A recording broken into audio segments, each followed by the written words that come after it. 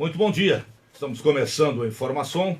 Bom dia para o economista Reinaldo Cafel. Bom dia, Paulo e ouvintes da 94. Bom dia para o jornalista Luiz Roberto Izocco. Bom dia, Paulo, Cafel, bom dia aos ouvintes. Bom dia. Bom dia para o jornalista Fernando BH. Bom dia, Paulo, bom dia, colegas, e bom dia, torcida do Noroeste, 106 anos. Exatamente, Parabéns. hoje, 1º de setembro. E bom dia para o primeiro candidato que abre esta série aqui de debates, de entrevistas, Raul Gonçalves. Bom dia a todos os ouvintes também aqui da 94. Prazer tê-lo aqui conosco. A 94 FM inicia a partir de hoje uma série de entrevistas com os candidatos a prefeito de Bauru. As entrevistas serão apresentadas semanalmente no período aqui no programa Informação. Toda quinta-feira, só tem uma terça-feira para dar certo com 6 candidatos, 6 datas. Primeiro entrevistado, como disse, nesta quarta, é o candidato do PV, Raul Gonçalves de Paula, que já está aqui conosco nos estúdios da 94 e que tem não apenas o PV, mas tem a participação de outros partidos também na coligação. Eu não sei onde enfiou o papel agora, mas depois a gente fala. Eu repito aqui para você. Então vamos lá. PV, PSDB, temos o PTN, PR, PPS e o PMB. Obrigado. Lembrando que a diretoria da 94 promoveu um sorteio antes com representantes dos candidatos para definir a ordem, as datas e etc. das entrevistas. Depois de Raul Gonçalves, que é o primeiro hoje, nós teremos Clodoaldo Gazeta dia 8, Renato Purini dia 15, Osmar Brito, que nesta semana teve seu registro de candidatura indeferido pelo Tribunal Superior Eleitoral, está agendado, pelo menos por enquanto, para o dia 22. Candidata Maria Flor será entrevistada do dia 27 e completando o candidato Henrique Almirates no dia 29 de setembro. O candidato é de vocês, fiquem à vontade.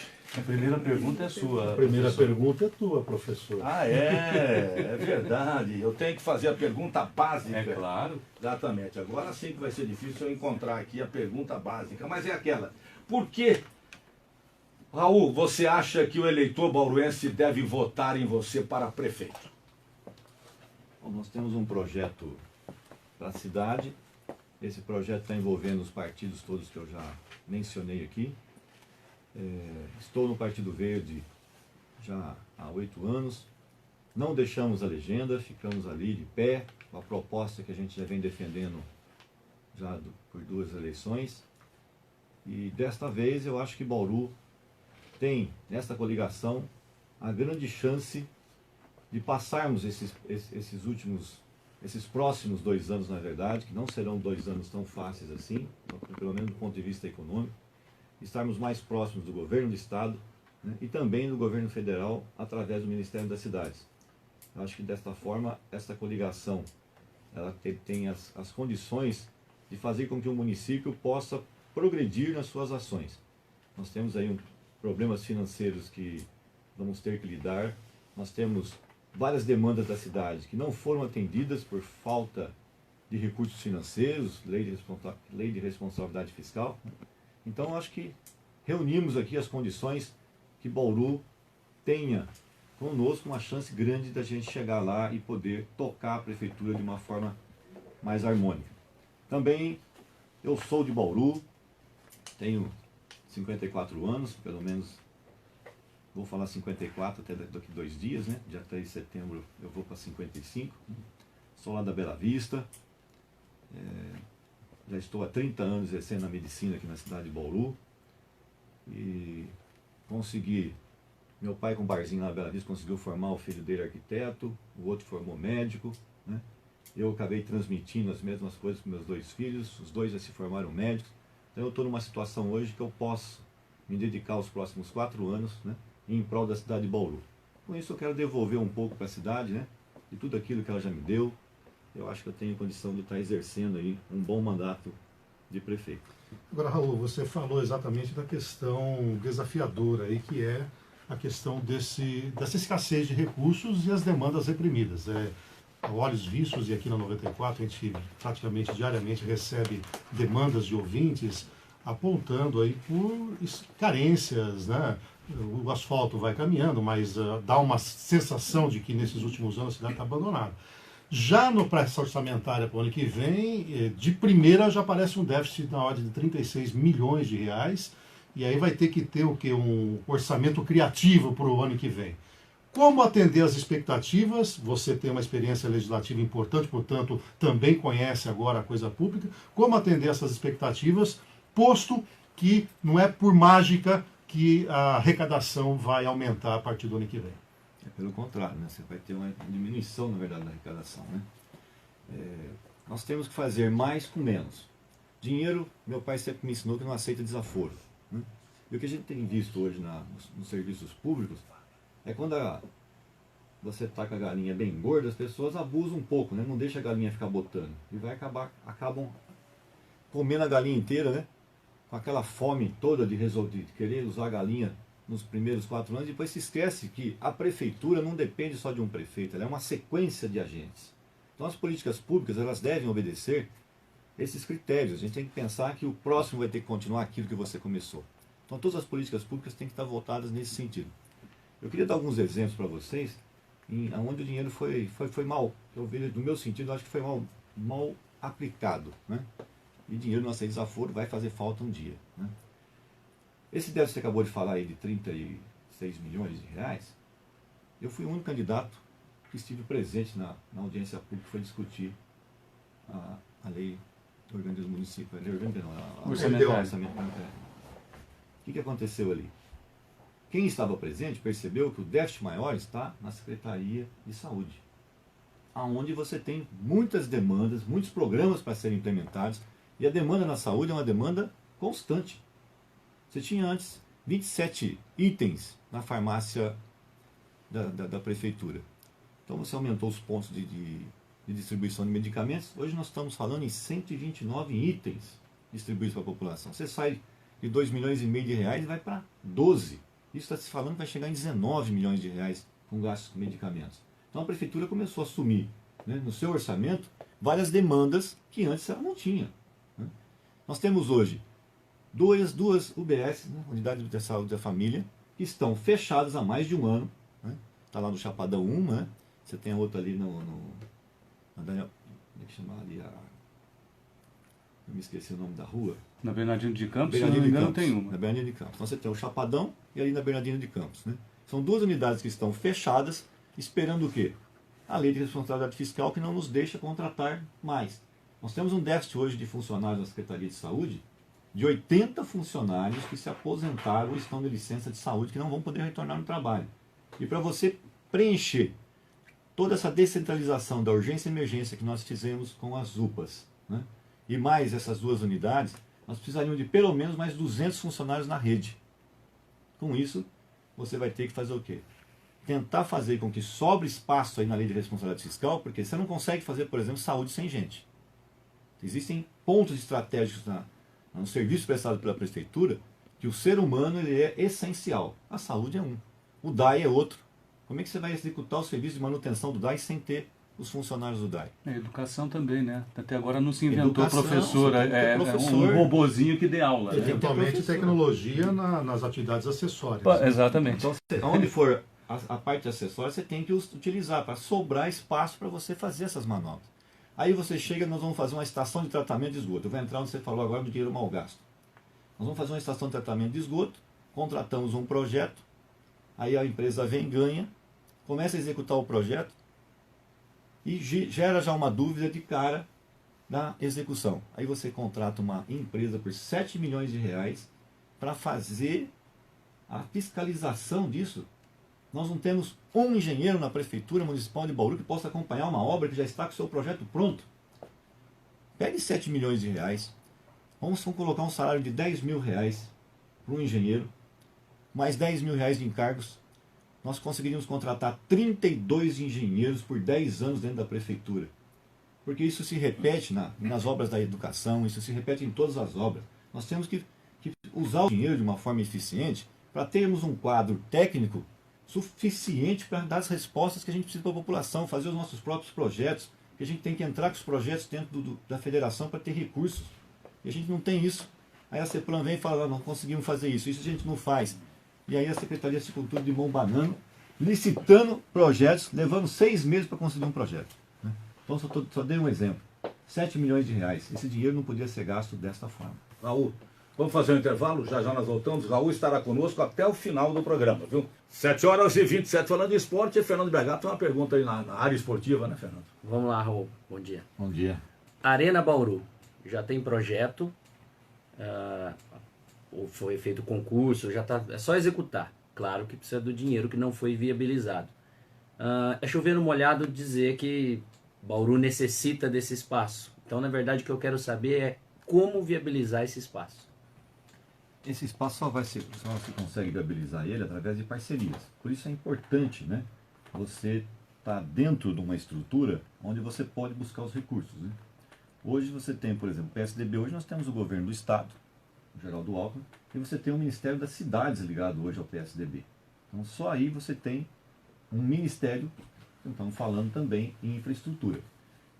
Porque todo projeto tem também a sua contrapartida. Então você tem que desafogar em todos os setores para a prefeitura dizer assim, ó, eu consigo entrar com a contrapartida do projeto. Porque você vai no Ministério do Esporte, um montante desse para fazer um projeto de esporte, você vai ter que talvez fazer parcerias, Estado, Federação e município. Se não fizer isso, a gente não vai ter. Com o setor privado ou não? Com o setor privado seria possível em PPPs, né? Nós aprovamos um projeto na Câmara Municipal onde as PPPs hoje ela é uma realidade. Não só para fazer, por exemplo, a arena seria possível. Você tem que pegar um grupo interessado em explorar, né, o prédio. Isso vai gerar um custo, tem que haver uma garantia, né, talvez a bilheteria, no caso, e etc. Eu vejo a arena como um espaço multiuso.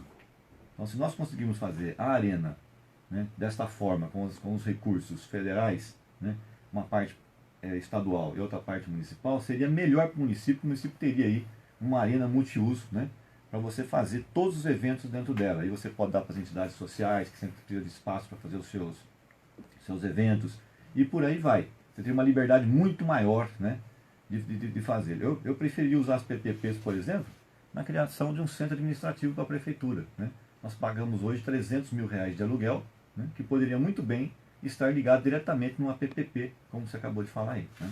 Mas respondendo ainda dentro do esporte, né, você falou só da arena, mas o esporte, o investimento não precisa ser, não é só nesse ponto, né? É muito ruim quando você tem um time de basquete que está indo bem, um time de vôlei que está indo bem, e você ter que fazer mando de jogo lá em Marília, por exemplo, né? É chato isso, né? Muito chato. Mas você tem todos os distritais, por exemplo, na cidade de Bauru, precisando de investimentos, né? Você não tem hoje um distrital iluminado para fazer um jogo noturno. Complicadíssimo. Então você pede lá de fazer um jogo por algum motivo, você não consegue mais encaixar na tabela, porque aquilo é apertadíssimo durante o tempo todo. Você tem que fazer no mínimo mais 4 distritais hoje na cidade para poder dar essa cobertura. Tem que fazer a recuperação desses estádios. Não tem uma irrigação eficiente. As quadras não são cobertas. Poderíamos cobrir as arquibancadas, porque essas famílias vão lá com seus maridos, os filhos vão junto. São pessoas que trabalham. Estou falando no caso do futebol amador. Uhum. As famílias participam. Eu tenho ido, as famílias participam de forma ativa nas manhãs. E ficam lá naquele sol forte, né? E você não tem uma caixa d'água que consiga ali, uma captação de água de chuva, que pudesse irrigar o campo. Quer dizer, tem uma série de coisas simples. Até banheiro para os próprios atletas, né? Ficam totalmente deslocados do banco de reserva, né? E você sabe como é que é homem, né? Apertou ali, o cara vai ali atrás aqui do banco. Vai na casinha. Vai na casinha, então vai ser complicado. Então tem uma série de coisas que nós teríamos que fazer. E você vai levar, por exemplo, nos últimos Jogos Abertos, você teve aí a BDA, né? Que foi responsável, que é a iniciativa privada que está com o projeto, né, um projeto muito bem elaborado, né, chegando aí quase 3 mil crianças no projeto, foi responsável por 68% das nossas medalhas. Quer dizer, o serviço público tem que olhar para isso e dizer assim, está aqui o exemplo, nós temos que fazer desta forma. Entendeu? E aí vai, então aí vai para o investimento na arena, vai para o investimento, no caso do futebol, né, que é bastante dos distritais, né? Em todas as áreas você tem que ter esses investimentos para ter o atleta que você está fazendo com que as crianças participem, né? Que é uma questão também de educação, mas você pode encaixar em cada ponto desse o alto rendimento. Porque o alto rendimento você vai tirar ali, né, pérolas, né? Tivemos aí recentemente um medalhista em Marília, né? Exato. Ô Raul, eu queria continuar nessa questão aí do cobertor curto e também das expectativas em relação à área de saúde. Durante o último mandato seu na Câmara, você sempre apontava algumas soluções que tinham como base fazer com que a prefeitura chamasse a responsabilidade em algumas áreas. Inclusive você chegou a propor a prefeitura assumir uma ala do hospital de base para ter leitos próprios para a cidade de Bauru. Com esse cobertor nessa situação, sabendo que a saúde tem UPAs paradas ou unidades básicas de saúde paradas, como compatibilizar esse pensamento que você já externou em vários momentos a uma política pública na vida real? Porque muitas vezes, né, a gente pode ter solução, mas na hora de botar a mão na massa e fazer, poxa, com esse orçamento que eu tenho, dá para fazer leito próprio? Dá, veja só. Na verdade, você precisa otimizar aquilo que nós temos. Esse é o primeiro ponto, né? Então, o que nós temos hoje? Uma política de saúde desconectada entre município e Estado, né? Então, o município vai fazer a parte dele. Ele vai lá, atende o paciente na UPA, né? Então, o paciente foi atendido, ele vai para casa com a receita, se num caso de internação. Caso contrário, ele precisa fazer a internação e a coisa já começa a pegar. Mas o município fez a parte, ó, esse paciente aqui precisa de receber a internação. Quando ele solicita essa vaga, nós vamos ter que nos reportarmos a uma estrutura chamada CROSS, né? Uma pessoa que está localizada a quilômetros de distância, às vezes, regulando uma situação que nós estamos aqui na cidade. E aí começa o grande martírio, né? Nós vamos dividir vagas nos hospitais públicos da cidade com toda a nossa região, né? Então você não tem condição de interferir absolutamente nada nesse processo. E qual é a grande vertente? Por isso que eu digo que o município tem que chamar a responsabilidade. Chamar no sentido de dizer, ó, nós sabemos que para cada 1.000 habitantes eu preciso de 2,5 leitos. Isso é conta de Ministério da Saúde. Quando você pega e aplica esse número no número de habitantes que nós temos na cidade de Bauru, você vai chegar no número de 750 leitos que teriam que estar disponíveis para a nossa cidade. Você tem ideia de quantos leitos estão disponíveis em Bauru hoje? Não. 500 leitos. Faltam 200. 500 leitos quando nós tínhamos o Manuel de Abreu aberto, que fechou para a reforma. Então, com 500 leitos, nós estamos dizendo que está faltando 250 leitos. 250 leitos numa cidade como Bauru significa um hospital de base inteiro. Entendeu? Então, funcionando em condição máxima. Funcionando, lotadinho. 10% desses leitos, dos 750 leitos, pelas próprias técnicas do Ministério da Saúde, deveriam ser leitos de UTI. Hoje nós estamos com apenas 40 leitos. Isso depois que nós batemos muito na Câmara, porque eram 20. Então a gente está sempre com a demanda atrasada. Só não está pior porque 30% da população da cidade de Bauru tem plano de saúde. A conta que eu fiz, nós estamos dizendo para a população da cidade de Bauru. Agora, Bauru atende só Bauru? Não. Bauru dá cobertura para a região. Então nós temos que trazer para dentro do município a regulação das internações. Porque a hora que você fizer isso, e você for regular as vagas, não quer dizer que você vai negar para as cidades da região. Mas você tem condição de fazer um mapeamento disso e sentar junto com o governador, levando os prefeitos das cidades vizinhas, dizendo, ó, governador, eu sou médico, sou prefeito. O deputado estadual é médico e o senhor é médico. Está aqui os números, deputado, governador. Nós temos que ter mais leitos disponíveis para a nossa população. Raul, essa é uma verdade. Você deu uma deixa aí exatamente nisso. Como médico, você tem consciência do quanto será cobrado na área da saúde, sim, se eleito. E a cobrança ela é maior pela parceria com o PSDB, que governa o Estado, e a oportunidade de finalmente, isso que você já comentou, de desburocratizar esse empurra-empurra. E esse empurra-empurra chega também no âmbito federal. E no âmbito federal, o PSDB, de alguma forma, está alinhado com o agora governo definitivo Temer.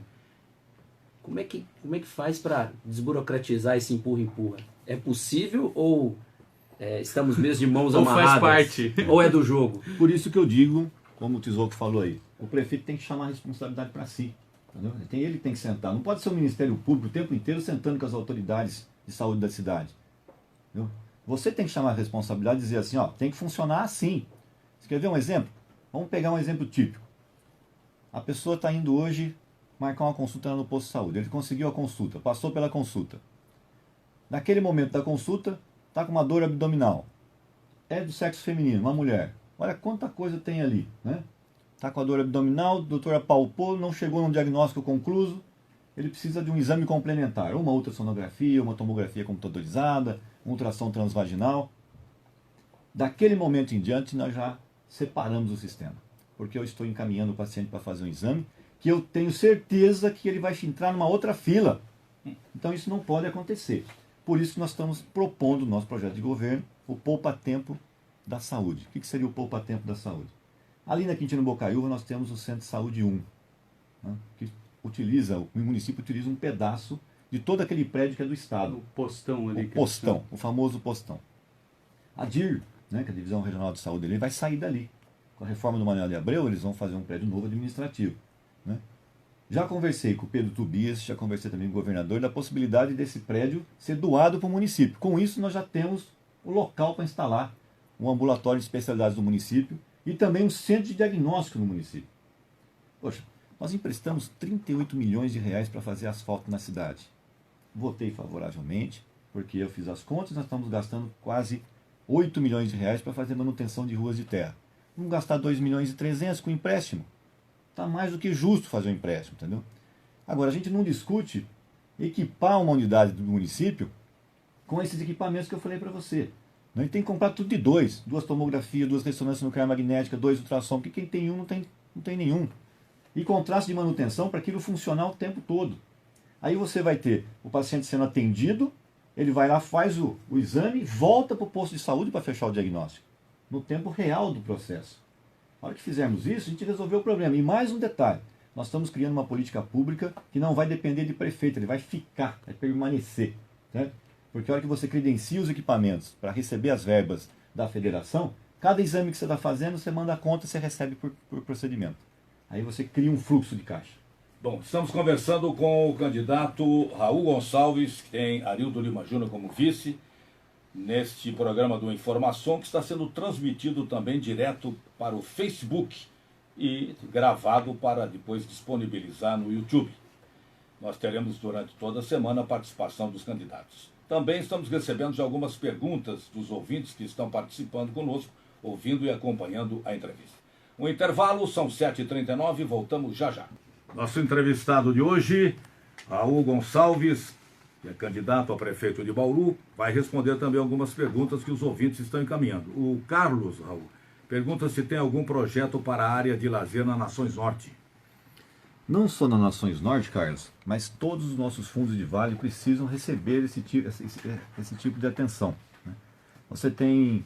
O que é fundo de vale? O fundo de vale são as nossas margens que pegam os nossos rios hoje. Bauru foi dividida pela lei de abairramento hoje em 12 grandes bairros da cidade e mais 9 bairros rurais. Esses bairros foram divididos exatamente seguindo os trajetos dos nossos rios. Então você tem fundos de vale por toda essa região. Se nós começarmos a utilizar os fundos de vale em áreas de lazer, além de você fazer grandes bacias de contenção para enchentes, você vai propiciar que as pessoas tenham acesso a parques lineares, você pode construir um lago ali com esse represamento da água, ali você vai ter lugar de fazer todo tipo de lazer, todos os esportes, né? Para você ir passear com o seu filho, com a sua esposa no final de semana.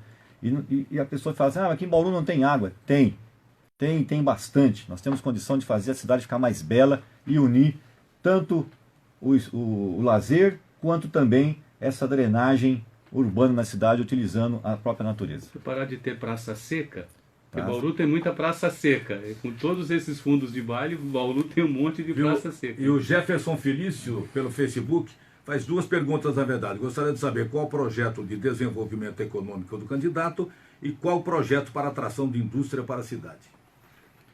Bom, deixa eu só responder. O Tisoto falou em praça seca. Eu queria só citar o que eu vi em loco. Eu estava lá no Fortunato Rocha Lima, né, numa reunião noturna. Quando eu saí da reunião, passei exatamente do lado de uma praça seca. Seca em todo sentido, viu, Tisoto? Porque até as árvores que plantaram lá morreram. É uma praça que o pessoal fez, no mínimo, com um livro francês aberto, sabe? Fica muito bonito numa prancheta. Mas a praça estava ali, mal iluminada, e do lado as crianças brincando de futebol no asfalto, né? E os 2 chinelinhos delas fazendo o gol. As traves do gol. O mesmo tipo de futebol que eu brincava, só que era campo de terra, né? Há 50 anos atrás. Então, exatamente, Tesouro, praça seca. Nós temos que fazer com que as nossas praças deem respostas aos anseios da população. Então, isso aí, você tem toda a razão. Em relação à atração de investimentos, né? E também, não só atrair, como propiciar que os nossos 370 mil habitantes possam se tornar empresários, gente. Todo mundo tem o direito, né, de tentar ser alguma coisa na nossa vida, né? Você investe, você pesquisa, você vai fazer uma faculdade. E hoje em Bauru, para você tentar abrir qualquer tipo de empreendimento na cidade de Bauru hoje, é um entrave enorme. Você abre um empreendimento, você ganha de cara 3 sócios, de graça. Você ganha o município querendo cobrar suas taxas, você ganha o Estado querendo cobrar os seus impostos, você ganha a federação querendo cobrar os seus impostos, né? E a gente tem uma dificuldade enorme, inclusive de instalação. Nós temos uma lei de zoneamento, que eu estou batendo nisso, né? Há 3 anos e meio que eu estou na Câmara Municipal e aquilo não conseguiu sair do papel. Quando sai do papel e está chegando para a gente, você não tem acordo nem com a Senag e nem mesmo com os arquitetos, né? Dizendo que aquele projeto vai realmente travar a cidade de novo da forma como está sendo preconizado. Então, primeiro nós temos que começar fazendo essa lição de casa, né? A parte básica. Então, se você vai entrar para montar uma empresa na cidade de Bauru, né? Você passa em qualquer cidade por aí, tem uma placa assim, empresário, vem aqui, né? Nós estamos com as portas abertas. Chega ali no Distrito Industrial, a placa que está escrita lá hoje. Empresário, antes de construir aqui no município, procure, consulte a legislação, não sei o que os caras começam a criar empecilho de cara, de cara. Então o cara começa a se afastar. A iniciativa privada, nós estamos com uma insegurança jurídica no nosso município enorme. Já está correndo por aí no estado inteiro que aqui não dá para aplicar, né? Isso é muito ruim para a cidade. Raul, é óbvio que não dá para não trabalhar. Nós tivemos há pouco aí o flash vindo do trânsito e aqui na 94, diariamente, reclamações ligadas à engenharia de trânsito, à questão de faixas, placas, etc. E a Endurbe nós sabemos que ao longo do tempo sempre foi utilizado como um certo maneira, né, de acomodar aliados. Como dar à Endurbe, e aí permeia também a questão do lixo, etc., como dar à Endurbe aquilo que efetivamente ela precisa da sua missão. O que fazer com a Endurbe? Bom, primeiramente é o seguinte, a Endurbe ela foi criada para criar facilidades para o município, né? Você não pode ter uma empresa, né, que nem mesmo os funcionários que estão na empresa têm a chance de crescer dentro da empresa. Pergunta para um funcionário de 20 anos se ele tem perspectiva de assumir um cargo de chefia. Não tem motivação nenhuma. Mas, poxa... E não tem plano de cargos isso. Veja só, cada vez que troca um prefeito, você coloca gente desqualificada para assumir cargos que nem ao menos ele sabe o que ele está fazendo. E ele vai querer mandar, né, uma pessoa que está executando o serviço lá há 20 anos. Mas isso não tem sentido. Nós temos que primeiramente capacitar a Endurbe e dar a chance para que quem vai ser chefe saiba o que fazer. Você não pode ter um chefe que não sabe nem ao menos aquilo que ele está mandando. E muitas vezes você tem 3 chefes para uma pessoa só. Isso eu sei, né, que lá está acontecendo isso.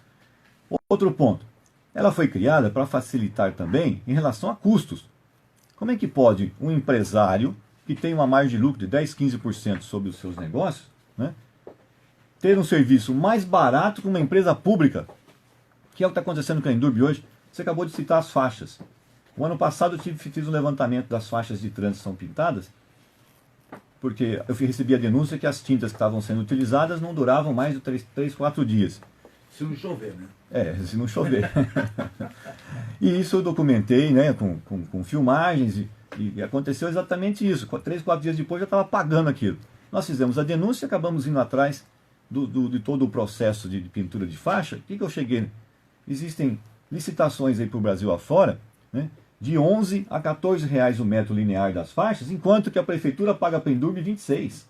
Então, o que acontece hoje na Endurbe? A impressão que eu tenho é que o orçamento da Endurbe é assim, põe todo mundo lá dentro. O que cargo político põe lá dentro? Bom, deu quanto a conta? Ó, a conta deu 700 milhões, beleza. Vamos dividir isso pelos serviços. E eles chutam os valores, entendeu? Chutam os valores. Quer dizer, dá um déjà vu assim, né? Impressionante. Gente, até no Columbário, você pega o cemitério Cristo Rei, eu estive lá, fui fazer teve uma denúncia e tal, fui ver a situação que estava o cemitério Cristo Rei. Depois eles deram agora uma garibadinha lá. Não, mas tá horrível. Meus continua. pais estão enterrados lá, pelo Bom, amor de Deus. tinha o tal do Columbário, né, que eu nem achava que esse nome ficou difícil para eu guardar na época, né? Columbário. O que é Columbário? Quando a pessoa não tem condição de comprar o seu jazigo, eles depositam ali. Aí eu estava vendo, que altura certinha, tinha uma plaquinha só não tinha nem colocado terra ali, né? Tinha uma placa de cimento, né, aquelas placas de concreto. Eu fui levantar a placa para ver que altura que tinha aquilo. O caixão estava ali, na flor, né, tomando chuva. Quer dizer, não tem sentido. 700 mil reais de aluguel, a prefeitura repassa isso para a Endurbe. Eu não sei, tem umas contas malucas dentro da Endurbe, entendeu? Então a Endurbe, ela Uma tem... caixa preta aí. Uma caixa preta, não. Eu acho que está pintada de tudo quanto é cor. Ô, Raul, deixa eu Nós só temos que valorizar o funcionário da Endurbe, entendeu? É o funcionário que coleta, o funcionário que pinta. Quem tem que ser chefe é quem entende da arte. Não pode ser aquilo lá um cabide de emprego, né, para cada gestão. Ô, Raul, deixa eu só fazer um adendo em relação a essa questão, porque, veja bem, a administração, ela é fruto, no meu modo de entender, da maneira como ela é concebida desde o início. E, infelizmente, o nosso sistema político, e inclusive para essa eleição em Bauru, ele continua o mesmo. Nós conversávamos aqui até com a transmissão ao vivo na internet, o pessoal que acompanhou sabe que a gente estava falando sobre o número de candidatos a vereador, e número de partidos e tudo mais. E isso tudo, no momento em que a eleição fecha as urnas, começa a se discutir exatamente a quem cabe qual fatia do bolo. Como fazer isso na Endurbe que você colocou, se a gente continua repetindo essa fórmula de eleger prefeito, de eleger governador, de eleger presidente? Como segurar essa pressão que certamente vem a partir do momento que acaba a eleição? Porque a gente sabe muito bem, na Câmara mesmo tem muita gente que tem N apadrinhados, não só na Endurbe, no DAI, na Coab, num monte de lugar. Como se quebra essa situação? Eu acho que essa talvez fosse a grande novidade para uma administração que quisesse romper com isso. Já começa no início do processo eleitoral. Vocês acompanharam as notícias de imprensa que muita gente sentou com a gente para tentar fazer composições. Os 6 partidos que estão compondo a nossa composição sentou na nossa mesa e a gente foi bem claro. Nós não queremos lotear a prefeitura. Hoje a prefeitura está loteada em partidos políticos. A Endurbe mesmo está loteada em 3, 4 partidos. Não tem sentido isso. Então quem sentou com a gente sabe que vai sentar na mesa para administrar a prefeitura de Bauru. Não é para lotear a prefeitura de Bauru. Então, a partir do momento que você já reúne um grupo que não vai ficar com a faca no pescoço do prefeito, você já começa uma outra situação. A segunda situação é a seguinte, gente. Eu não tenho rabo preso com ninguém, entendeu? Eu estou entrando nisso para fazer com que a cidade fique melhor para os meus filhos.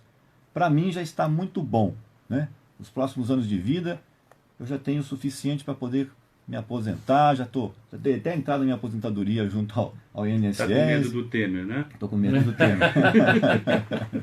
Mas de qualquer forma, gente, os meus filhos estão vindo aí. Eu já os perdi, né, durante os últimos 12 anos para cidades fora aqui de Bauru, porque nós não temos curso de faculdade de medicina. Estudar, né? A minha está em Santo André. Você vê, entendeu? Olha só. Mas também tem o outro lado. Eu vim do Triângulo Mineiro. Eu vim porque Bauru tinha oportunidade. Sim. Quantas mais oportunidades Bauru pode gerar? Por que Exato. não? Metade, pra você ter uma ideia, metade da nossa população, ela não é daqui, ela é de fora. A cidade é acolhedora. Mas não é por isso que a gente tem que parar no tempo. Nós temos que fazer com que isso aconteça de forma mais eficiente. Senão, daqui a pouco, os meus filhos, por exemplo, recebem uma oferta de uma outra cidade, começam suas vidas lá, já não volta mais. Entendeu? A vida é muito curta. Se nós pudermos ter os nossos filhos próximos da gente, melhor, né? E ó, Bauru tem lugar para ter 2 cursos de medicina, não é um só, não. Agora, Raul, falamos da Endurbe, é impossível não falar da Coab, né? É aquela grande imobiliária que tem lá. Vamos fazer um negócio? Dívida, e vou Após deixar o no intervalo, gancho isso. depois do intervalo, né? Depois tem do lá intervalo. muita coisa sobre a Coab para gente falar. São 8 e 2. Hoje estamos conversando aqui, primeiro o candidato a prefeito que participa do programa, que é o Raul Gonçalves. E a partir da semana que vem, tem sempre às quintas-feiras o programa. Vem Purini, depois Gazeta, Maria Flor, Henrique, Almirates, Osmar Brito, numa outra ordem que não é essa daqui. Mas já sob controle. Tem alguma pergunta? Tem uma que ficou no intervalo pendurada, passado, exatamente. que é da Coab, né? Qual é o futuro? E nós temos, inclusive, ali uma bomba aí que já está sendo trabalhada há muitos anos, que é um eventual dívida Não é um esqueleto, bilionária ali, né? E O aí, reloginho da bomba, a Já contagem tá aí. regressiva tá... e aí, Raul? Nós temos hoje a Coab em situação assim, cada hora eu vejo uma novidade na Coab, sabe? E a impressão que dá é que a verdade na Coab não é bem verdade, né? Porque não tem sentido. Eu entrei na Câmara Municipal com o assunto de insolvência do município por causa da dívida da Coab, né? Do pagamento ao FGTS. Chegamos aí para Brasília, sentamos com os diretores da Caixa para fazer o equacionamento do pagamento, né, de todos os débitos pendentes. Aprovou-se leis em 2013, 2014, para que a gente pudesse fazer esse equacionamento. Vocês acreditam que aquela pressa toda que existia, aquela faca no pescoço dos vereadores para fazer o processo ser rápido, a prefeitura não pagou uma parcela até hoje, né? E não aconteceu absolutamente nada, né? Quer dizer, não dá para entender aquilo que era tão rápido assim, que ela não passou quase 3 anos essa brincadeira. Então, que verdade é essa? Que verdade é essa? Né? Chegamos a fazer uma conferência, uma videoconferência com os diretores aqui da Caixa para convencimento de todos os vereadores. E existe agora uma nova teoria que é a seguinte: em 93 foi aplicada uma lei no governo de responsabilidade subsidiária em cima da Coab em relação ao município. O município detém 72% das ações da Coab. Com essa lei, o município ficaria solidário a toda essa dívida, né, que, na verdade, não é só do município, também é de outras prefeituras. Se você tem 72% das cotas da Coab, você teria, na época, capital, que foi de 4,5 milhões de reais, nós seríamos responsáveis por apenas 3.300.000. Então, em cima dessa linha, que agora também a própria prefeitura começou a querer discutir isso com a Caixa, já que eles não estão só pressionando, vamos entrar por outra linha. Ó. Eu só vou pagar aquilo que me compete, as minhas cotas partes. Entendeu? Manda aqui para a Câmara, a gente derruba todas essas leis de novo e vamos entrar numa outra discussão, porque está ficando ridícula essa brincadeira. Pra você ter uma ideia, tem ainda as dívidas com as construtoras. Essa dívida com as construtoras pode beirar a 11 bilhões de reais. Isso não existe, gente. Não tem ninguém que paga um negócio desse. E a primeira construtora que ganhou uma ação dessa já colocou no colo da Coab 123 milhões de reais já transitado em julgado. A LR, se não me engano. É, LR, entendeu? Já transitou em julgado. Quer dizer, aí a gente vai pagar essa dívida, 72% dela? Não. Entendeu? Vamos discutir isso de outra forma. Então a Coab, ela tem que ser revista no seu contexto. Há 20 anos que ela não se constrói uma moradia. Nós temos 27 mil pessoas na cidade de Bauru esperando a sua casa própria. E a gente não moveu uma palha. Nós temos aí o CDHU do governo do estado, que construiu casas aqui na cidade vizinha de Piratininga, casas ótimas, né? Até com energia solar, né? E a gente não construiu uma unidade aqui, nenhuma unidade. Então a Coab, ela tem que fomentar esse tipo de situação. Ao invés de a gente construir, foi o contrário, né? Houve agora um prolongamento das dívidas dos mutuários. Muita gente ali do meio de Dota que falou, agora eu vou acabar de pagar minha casa, passou os 30 anos. Foi lá, foi surpreendido com um alongamento, né, das suas dívidas. Todo mundo que está entrando com ação contra está ganhando, porque o fundo de compensação que existia era exatamente para não acontecer isso. Que foi extinto na década de 90. Né? Então o pessoal pegou, mexeu nessa situação toda aí, né, mas você tem um contrato, Café. E aí o que acontece? Os advogados que estão entrando estão ganhando as ações. Vai sobrar mais o pepino aí para a Coab. Vai aumentar o tamanho do buraco. Vai aumentar o tamanho do buraco, porque quem estava pagando certinho as suas contas, pagou certo, ele tem o direito de ter a quitação com o prazo de 30 anos. Então quem está sendo vítima da Coab nesse sentido, pode entrar com a ação que vai ganhar. Saindo do enrosco Coab para o enrosco DAI. A gente vê muito aqui em Bauru e parece inacreditável. Tem que fazer um reparo. Vai lá, deixa o buraco, deixa o barro, se chover vira barro, mas de qualquer forma fica lá o buraco, e sabe-se lá quando a Secretaria de Obras vem colocar o asfalto ali naquele buraco. Isso é um exemplo de ineficiência, de falta de inteligência entre pastas. Como resolver isso definitivamente? Eu tive a felicidade de, no meu percurso aí pela cidade, pegar um reparo desse sendo feito, né? E seguir ele, está até filmado, a gente já apresentei. Você pegou um só? Um sendo executado. Mas na verdade, o DAI hoje, veja só, nós não estamos com um problema de produção de água. Nós estamos com um problema de armazenamento de água. Nós estamos com um problema de perda de água. Distribuição. Distribuição. Você tem uma ideia hoje, nós retiramos, contando o Batalha, que são 550 litros de água por segundo, mais os nossos postos, nós vamos produzir em torno de quase 160 mil metros cúbicos de água por dia. E a população consome 83.500 metros cúbicos de água por dia. Então nós temos um volume de sobra. Só que a reservação não está acontecendo. Nós teríamos que estimular as pessoas a fazer reservação nas suas casas de pelo menos 2.000 litros, para dar tempo de fazer um reparo. Nós temos que aumentar a capacidade de reservação dos nossos poços. Tem que ter reservatório toda a situação, até para você soltar água com pressão adequada para os nossos canos, porque quem está rompendo os canos somos nós mesmos. Não é só um envelhecimento, nós também estamos fazendo isso, né? E nós temos que ouvir, gente, os funcionários. Você conversa com os funcionários do DAI, você vê como que é a situação. Né? Então você pega fazer um reparo desse que nem você falou. Você vai lá, você retira a terra, aquela terra está molhada. Você tem que ter um depósito para colocar essa terra para secar e trazer a terra seca. Porque aí você faz uma compactação no mesmo ato. E aí você pode pegar e fazer o reparo também no mesmo ato. Isso é possível.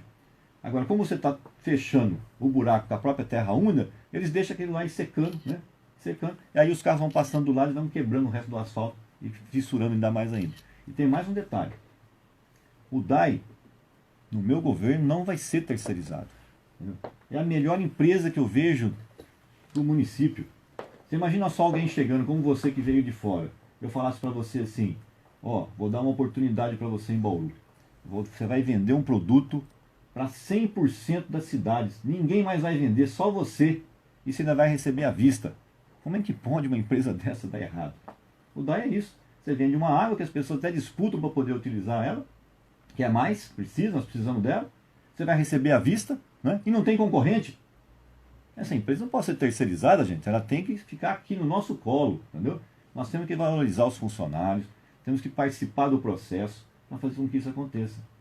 Eu fiz um levantamento, isso foi muito interessante, e fui lá no DAI e peguei 2 anos e falei assim, eu quero saber por rua os chamados para fazer os reparos aqui na cidade de Bauru, por rua. Fizeram um levantamento para mim, eu fui lá tabular. Tem ruas na cidade de Bauru hoje que elas receberam durante os últimos 24 meses 15 chamados para fazer reparo em 100 metros. Isso significa que aquela rede tem que ser trocada inteira. Aí você vai lá, não faz o reparo, ainda vai fazer um recap? Nós vamos perder o recap. 8h12, vamos fazer um rápido intervalo e voltamos já já. 8h15, ouvinte perguntando sobre animais soltos nas ruas. Qual a sua visão nesse assunto? Animais soltos na rua, principalmente, né? Os animais de grande porte. Isso trouxe alguns transtornos para a cidade. Nós falamos isso há 2 anos e meio atrás, participamos de audiências públicas, falamos do risco que existia para as pessoas na cidade nesse sentido. Na época, eu tinha feito uma sugestão que fossem doados esses animais para as entidades sociais da cidade e tal, e aí algumas pessoas interpretaram isso que eu estava mandando sacrificar os animais. Né? Quer dizer, foi ridículo que logo em seguida nós tivemos umas 4 mortes ali, principalmente perto ali do Fortunato, naquela região, né? É onde está tendo o maior número de acidentes. E se você conversar com o policiamento, é de 4 a 6 ocorrências dessa por dia. Chegou a ter apreensões de animais de 120 cabeças. Quer dizer, Tem um rebanho ali. tem rebanho, gente. Tem rebanho, né? O que aconteceu agora essa pessoa que faleceu ali perto da Unimed? Foi um cachorro, né? Que entrou na frente da moto dele. Então, quer dizer, todo mundo está correndo esse tipo de risco. Né? Então, os animais soltos de grande porte, nós temos que fazer com que a lei seja aplicada. Não podemos deixar que a responsabilidade fique só lá no centro de zoonose, porque essas pessoas vão lá depois buscar os seus animais, ameaçando os funcionários. Quem tem que pagar a multa, pagar no poupa-tempo, descentraliza isso. Entendeu? Você não pode deixar esse embate do funcionário, né, com o dono do animal. Isso é um negócio muito ruim, né? E a gente tem que ver também o restante, o controle de zoonose, aí entra nos animais de pequeno porte, né? Os gatos, os cachorros, em programas de castração. Um grande desafio de Bauru, dentro do eixo de crescimento e desenvolvimento, é o que fazer ali com aquela estação ferroviária. Nós investimos, não falo município, num valor substancial, dentro daquela conta aí que você colocou aí dos desperdícios, a gente pode colocar isso também, mas há sempre uma expectativa muito grande que a partir da estação ferroviária você tenha um reposicionamento do centro da cidade. É um centro forte, é regional, tem alguns gargalos, tem um comércio tradicional, Bauru é referência. Então, o que está no seu projeto de governo em relação à estação ferroviária e esse reposicionamento do centro da cidade de Bauru? Eu acho que prédios culturais têm que ter destinações culturais. Ali, para mim, tem que funcionar, já que é nosso, vamos preservá-lo, e ali a Secretaria de Cultura tem condição de abranger todo aquele prédio. Tá? E não ficar destoando muito o prédio, descaracterizando ele desse ponto. Nós temos condição, naquela região toda, de termos o nosso mercadão municipal. Se fizéssemos isso ali naquela região, você ia revitalizar, principalmente as quadras 1, 2 e 3 da Batista. Né? Estariam bem próximas, elas iam ter um up, né? Bem diferente do que está acontecendo hoje. Tem muitas pessoas que estão fechando seus comércios porque não chega a movimentação. Mais de 30% vai fechar. Então você veja, isso é uma coisa que teria que acontecer. Então, se nós fizermos isso naquela região, no Mercadão Municipal, a pessoa vem para o Mercadão, ao mesmo tempo vai ver a cultura da cidade ali, né, no próprio prédio da estação, já integra todo aquele ambiente. Eu já vi até projetos nesse sentido, desenvolvidos por alguns arquitetos, integra todo o calçadão, você já revitaliza aquilo tudo. E não esquecer que todo aquele pátio ali também é um fundo de vale. E a gente tem condição de transformar aquilo, né, numa coisa bonita, né. A Maria Fumaça, por exemplo, eu já andei com meu filho quando ele estava pequeno, na época, acho que foi, nem lembro quem foi o deputado que acabou criando, né, a Maria Fumaça para fazer o trecho, mas a gente saía dali, né, e fazia um pequeno trecho com a Maria Fumaça e voltava com as crianças. Você acaba, Coreinha, não era? Você acaba tendo um passeio, né, de trem. Se você pegar as duas linhas também que estão ali seguindo esses fundos, você tem que aproveitar melhor os trilhos, né, no sentido de fazer um pouco de transporte urbano. É simples, né? Você pega da Vila Dutra até o Meridota, você tem condição de fazer isso com 3, 4, 5 vagões aí. E mais um detalhe, viu, Café? Aonde tem trilho de trem, nós estamos conversando com um arquiteto, a inclinação dos trilhos de trem não passam de 12 graus. Ou seja, para quem gosta de bicicleta, se nós fizermos uma linha, né, para passeio de bicicleta, uma ciclovia seguindo os trilhos de trem, além de você ter um meio de transporte, você também teria que ter não tem muita subida. Não existe subida nenhuma. É 12 graus de inclinação. Quer dizer, você faria um passeio dentro da cidade, né, em toda a extensão da cidade onde estão as linhas de trem. Raul, saindo um pouco dos problemas, que são trilhões, eu tenho que fazer uma lista de problemas aqui da cidade, mas tem que... Né? Eu quero ver um pouco do lado político. Como é que você viu ontem o impeachment da Dilma e aquela virada de mesa surpreendente em que ela manteve os direitos políticos? Eu vejo assim, né? A Dilma ela foi, na verdade, afastada, não foi só por causa das pedaladas, né? É um conjunto.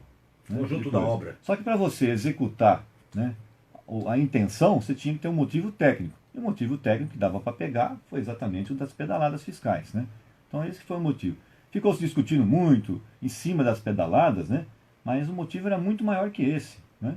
Na verdade, eles maquiaram demais o orçamento, né, em busca de perpetuação no poder, né, e a seriedade, como não aconteceu, ela pagou o preço pela falta de seriedade, né, e não foi uma vez só, fizeram isso também na outra eleição. Eu acho que insegurança que ficou, tanto econômica quanto jurídica, a pessoa tem que se afastar, aquilo não é cargo de permanência ad eterno, né? Ou seja, você aprovou o impeachment. Eu aprovei o impeachment. E a questão da manutenção dos direitos políticos? Eu acho que aí houve negociações, né, clandestinas, né? Porque não tem muito sentido, né? Qualquer pessoa, nós temos aqui em Bauru, por exemplo, que as pessoas perderam os direitos políticos por 8 anos por causa de um folhetinho de igreja, gente. Faria Neto, exato, o Mantovani, e o Fabiano. Quer dizer, são vereadores exemplares na Câmara Municipal e que foram punidos por causa de um folheto de igreja, né? Folheto foi feito pelo Conselho de Leigos. E no caso dela, igreja, né, estabelece que é crime. E aí não perde os direitos políticos. Quer dizer, são 2 pesos e 2 medidas. Mas o Cunha está feliz. Ele já disse que vai utilizar o expediente para poder... E aí que está a estratégia, né? A estratégia para ele. Talvez seja agora, invertendo... Lewandowski arrumou uma sarna para passar, porque no texto da Constituição... A inegibilidade, ela está inerente à condenação. Eu também acredito que ele pisou feio no tomate. Mas aí ele está se colocando como não... Ali ele não era o juiz, ele só estava intermediando uma sessão que quem ditava isso era o Pilatos. É exatamente essa questão. E quem decidiu foi o plenário.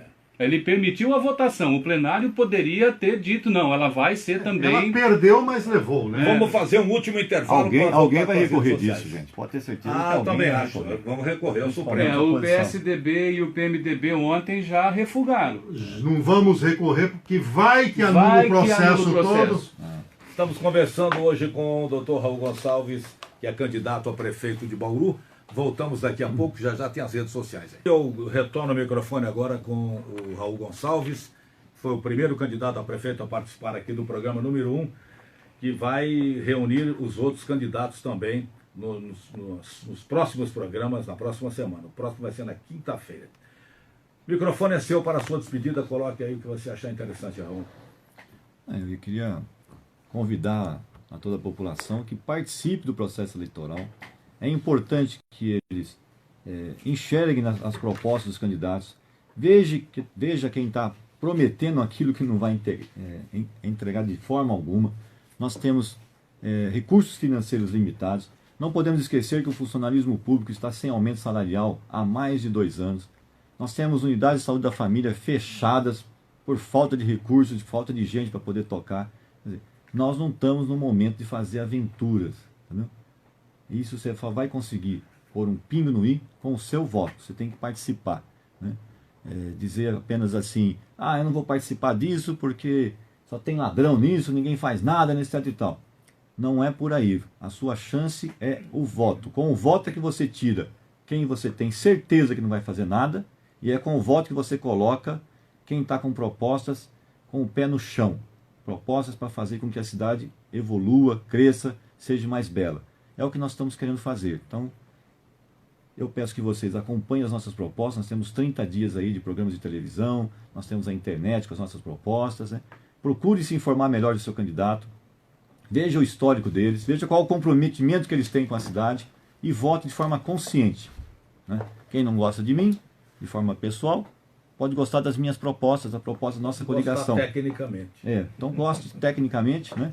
E eu não desprezo voto nenhum. É com o voto que eu vou chegar lá, né? E é com o voto que a gente quer fazer com que a cidade mereça um pouco mais de respeito. Muito obrigado ao doutor Raul Gonçalves, que tem Arildo Lima Júnior como candidato a vice da coligação PV, PSDB, PPS, PR, PTN e PNB. Nós vamos completando o programa de hoje, lembrando que na próxima quinta-feira, dia 8 de setembro, estará conosco aqui Gazeta, que tem como vice Antônio Gimenez, da coligação PSD, PTB, PR, DEM, PP, PSB, PCB e PSC, como o segundo programa da série. Bom dia.